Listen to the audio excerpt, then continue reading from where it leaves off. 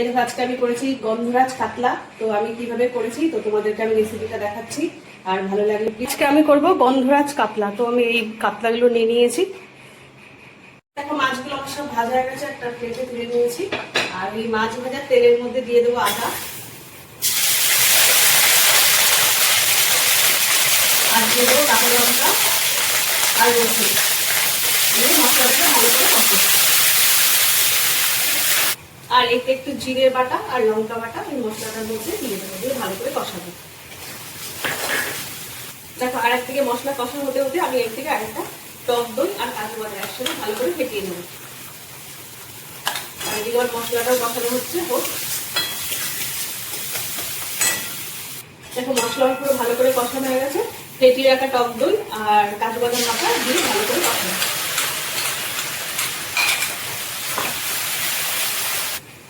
দেখো মশলাটা ভালো করে আমার কষানো হয়ে গেছে, মশলা থেকে পুরো তেল ছেড়ে দিয়েছে। এইবার ভেজে রাখা মাছগুলো আমি এর মধ্যে দিয়ে দেবো,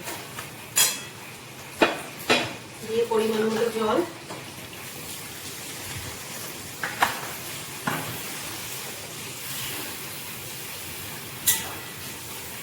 এটা ভালো করে ফুটুক। তারপর তোমার গন্ধরাজ লেবু আর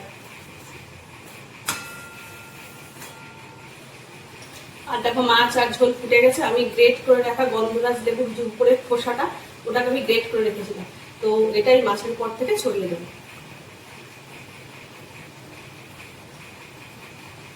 উপরের খোসাটা দেবা, তাহলে দিলে ভালো গন্ধ বেরোবে।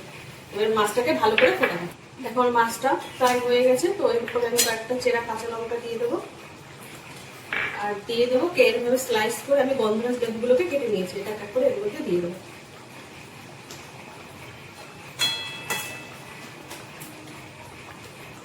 দিয়ে 2-4 মিনিট আমি এটা একটু ঢাকা দিয়ে রাখবো, যাতে গন্ধরাজ লেবু যেটা দিয়েছি এটার মধ্যে গন্ধটা ভালো আসবে। সেজন্য খানিকক্ষণ চাপা দিয়ে আমি গ্যাসটা কমিয়ে একটু রান্নাটা করবো।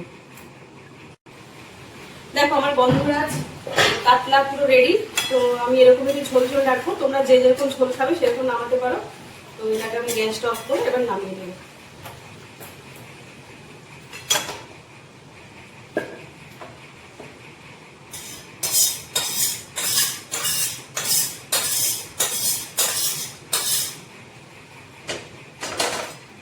দেখো গন্ধরাজ কাতলা আমার রেডি। তোমরা একদিন এইভাবে করে খেয়ে দেখো, দারুণ লাগে। তোমরা তো অনেক রকম ভাবে করো, তো এইভাবে একদিন করে খেয়ে দেখো। ভালো লাগলে, কেমন লাগলো একটু কমেন্ট করে জানিও। আর ভালো লাগলে ভিডিওটা সাবস্ক্রাইব করে দিও, আর আমার পাশে থেকো।